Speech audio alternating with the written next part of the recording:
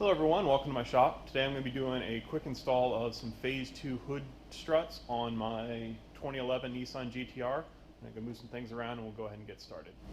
Before we get started, let's just do a quick rundown of what you get in the kit as well as the tools you'll need to do the install. With the kit you get a set of struts, you get left and right brackets, as well as some additional hardware, a couple different washers, some lock washers, and some longer hardware. There are some instructions with the kit, but the instructions is basically just to help you figure out which brackets go where.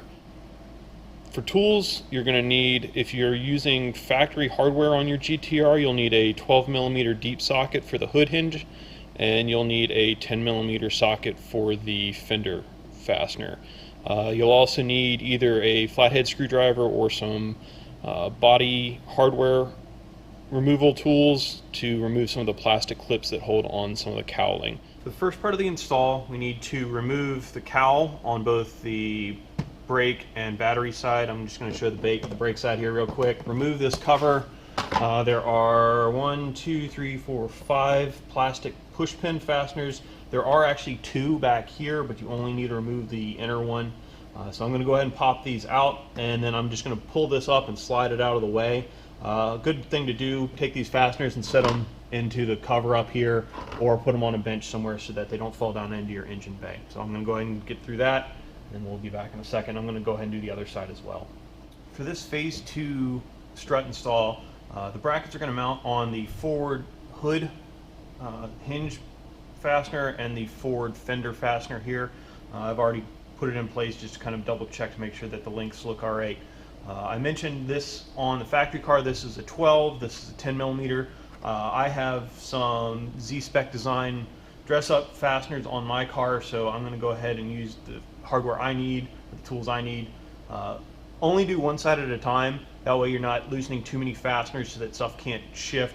As long as you're only doing one of your hood hinge fasteners and one of your fender fasteners, everything should stay in place. So I'm going to go ahead and get these off, and then we'll start working on trying to get the brackets in place.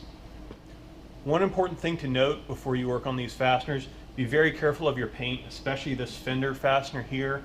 You're probably going to want to either use an extension or maybe a deep socket or both, just to make sure that you've got plenty of clearance on your fender so you don't scrape anything up. And then you've got to really watch your ratchet handle when you're working on your hood fastener. You don't want it to swing around and catch your fender. So just be extra careful. You may put a towel down or something like that just to be a little extra safe. So I have run into a small problem trying to do this install. The fender side bracket, if you've noticed right here, the fender actually bumps up a little bit. This kind of flange piece that sticks out on the bracket is not clearing. If I put it there, the bracket doesn't sit properly. I tried putting one of the included washers underneath of it to space it up. It still doesn't actually clear properly. So I'm actually going to modify this bracket. It doesn't say to do this in the limited instructions, but I'm actually just going to take and cut this little ear off on both the left and right brackets, because it's probably going to be a problem on the other side as well. I'll hit it with a coat of paint real quick. So I'm going to go ahead and take care of that, and then I will be back and we'll go ahead and continue with the install. As I mentioned, the bracket was making contact with this raised piece of metal here. So I actually cut kind of the flange off, and I actually background, just because there's also a piece of metal here that bumps out. So I background this, and I just coated it real quick with some black touch-up paint. While I was at it, I also kind of flattened one edge of one of the washers just to let the washer sit a little tighter in. Done this to both sides. Paint has dried, so I'm going to move the camera back, and then we'll start putting this thing on. Alright, first thing I'm going to do is install the fender side bracket. Instead, I took a washer and I kind of flattened one of the sides so it would sit a little closer. Bracket is I'm going to have it as close to the fender as I can get it. As I said, I'm using Z-Spec fasteners here as opposed to the factory hardware. Do recommend putting just a quick dab of some blue Loctite, especially on these fender fasteners, just to make sure that they don't walk loose. I'm going to try and make sure this is parallel to the fender. I said if you basically just push it as far as it can go in, that's about where it's going to be.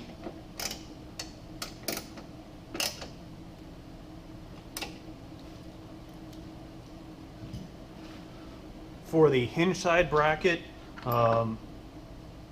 it is going to face the opposite direction. You've got this rounded tab as well as this piece. The rounded tab, you're going to push inward, and I think your best bet's going to be trying to keep it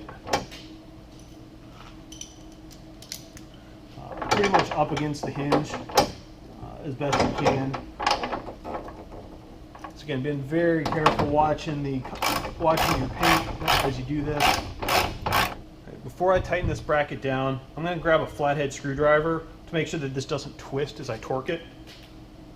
Fortunately, the flathead screwdriver will fit right into this bend in the bracket, so I can kind of keep some pressure on it as I tighten it. The strut itself installs really easy. They've got these kind of quick release tabs on it. You do need to, as you notice, the balls are facing opposite directions, so you do need to twist this. Twist it in the clockwise fashion so that you don't loosen the quick release pieces on either side. I'm going to put the fender side on first. You just put a little bit of pressure on it and it'll pop on. You'll hear it click. You will have to push down and compress a little bit to get this on, clicked in. So that's all it's going to take. You are going to want to keep an eye on these fasteners, especially this upper hood hinge fastener, just to make sure that this doesn't rotate. I'm going to go ahead and get the other side on. That way I can double check fitment and everything, and we'll put this back on. Some kits, I do know you have to clearance your shroud here. I do believe that this, yeah, so this one here will actually clear your strut. So this is actually a really nice kit, other than the fact that I had to clearance that bracket, because kit I had tried before, I was going to actually have to Dremel out a whole hunk of this cowl cover here. So this looks really good. I'm going to go ahead and get the other side done, then we'll do a test fit on making sure the hood close lengths are good and everything else. Said the other side is carbon copy of what we just did here, so I'm going to go get that side done. Both left and right side struts are now on. I've already removed the hood prop. I'm going to leave it on the car for now, just in case I have any issues in the near term.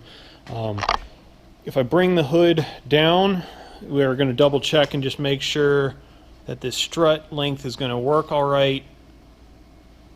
Looks like I got plenty of length. Now it's the safety. I'm not going to push it down quite yet, that way I don't have to get back in the car and open it up. But at this point, this is done. The hood basically opens on its own. It's a much cleaner install. If you're dealing with car shows or you're at the track and you want to be able to leave the hood open, now I don't have to worry about the wind catching this nice lightweight aluminum hood and popping the hood off the strut and dropping it. So at this point, the last thing you got to do is just put in the 5 plastic push pins per side and put the battery and brake cover back on, and then clean things up and you're ready to go.